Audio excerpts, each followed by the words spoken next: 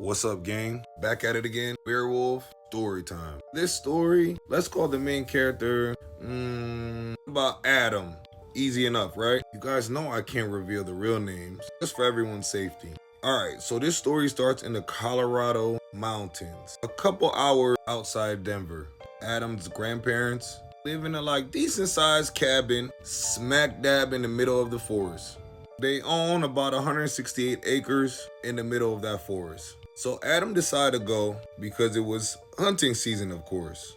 I'm noticing a lot of you guys hunters are running into all type of creatures and entities. I think it's at this point it's time to call it a wrap. Stay out them woods, stay out them forests, stay out those reserves. Because clearly these people think they really own the forests and these acres. And we know they don't.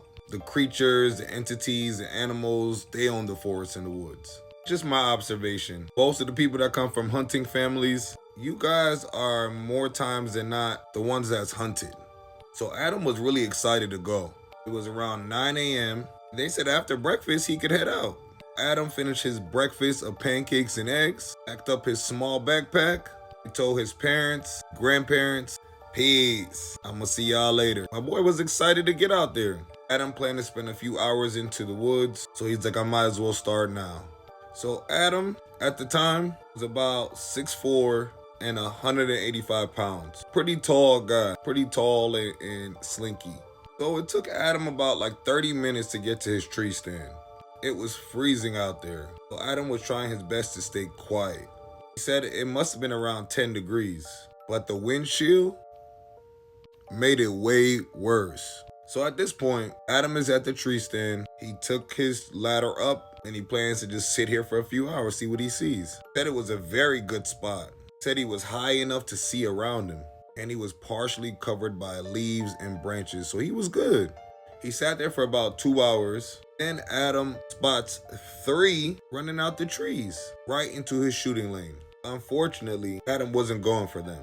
I'm not sure if they were does or what, but he wasn't picking them. Maybe they were babies, but no. But he did say it was a morale booster that more deers are possibly around, so this is good. Adam said he really needed to see that because he was freezing his butt off and he was starting to think he was gonna have no luck. I can only imagine being in that stand all day. So Adam waited for another hour just to see if anything would come up, but nothing. At this point, Adam has opened up his bag, pulling out his trail mix, his granola bars, and starting to eat. He's tired. He's hungry. He don't care about being quiet at this point. Alright, y'all. Before my video gets too long, meet me in the next part, because this werewolf story is about to start getting interesting.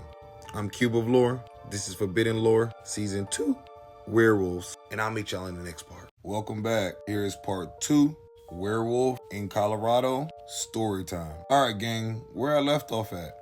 Okay, I remember. Adam is up in the tree stand. He's there for about 3 hours, right? Hasn't really got much luck with deer. So at this point, he's having his snacks, his lunch, probably 12 or 1. He's been there for a few hours.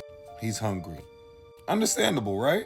So y'all, upon just finishing his snack, having his little water, a big 8-point buck just came out, trotting through the trees. Adam nearly choked on his water. He's like, what the hell? This is so random. Especially that he was about to give up on today. He was definitely shocked.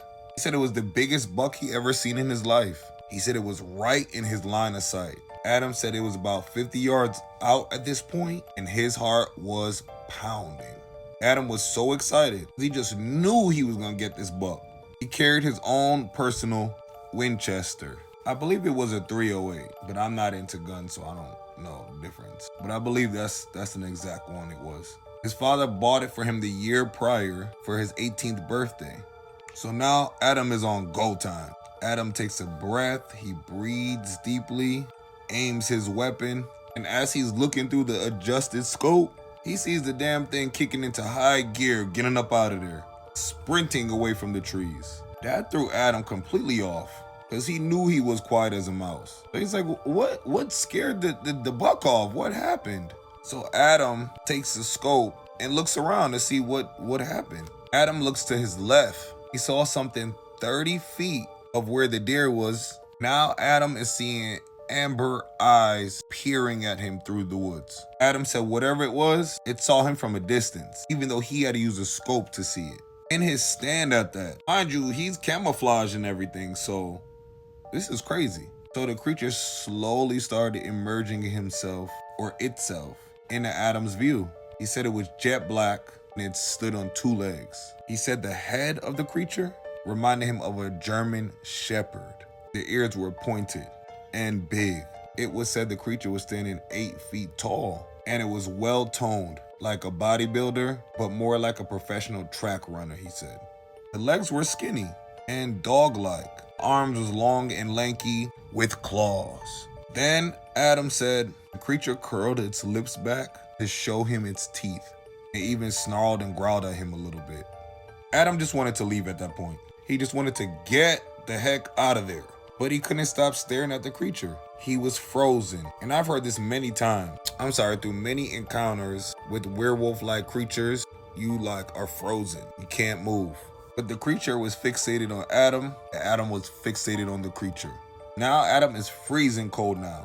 He said his blood felt like ice coursing through his veins. Multiple thoughts is running through his head at this point. Adam realized the Winchester wasn't going to do him much work either. He said to a creature that could literally shred him, yeah, it's not about to do anything. So Adam said they got about 25 feet away from him. And he said words cannot describe the fear and terror he felt. He said he felt like it gave him a look like you're lucky you didn't shoot that buck. Otherwise, would be next. Then he said it made a low growl. Adam said he was sweating so bad, heart was pounding out of his chest. At this point, he thinks it's over. It's about to lunge and attack him at any moment. And they gave him some sort of snort. Yeah, that's what he said, looked his way and gave him a sort of snort. I'm not going to do one for you guys, but you guys know what a snort is. Then turned around and in swift motion, on all fours, it took off in the same direction the deer went. For a good half an hour, Adam stayed in that tree stand. There was no way we were about to get him out that stand either. Until Adam was for sure it was gone. Eventually, Adam gathered the courage, I guess. Then started sprinting home as fast as he could. He told his parents, but they didn't believe him, of course. His grandparents on the other side pulled him aside and told him they seen something like that before. But it's been a couple years. But they seen it and they know it's out there, so they know he's not making this up. Adam said he's been back several times, has never seen the creature again. But he just very lucky the creature was hungry for deer and not him. Adam left us with this last note. There are things out there that cannot be tamed. So be alert. And y'all know my favorite saying, be careful. Be careful. Be careful.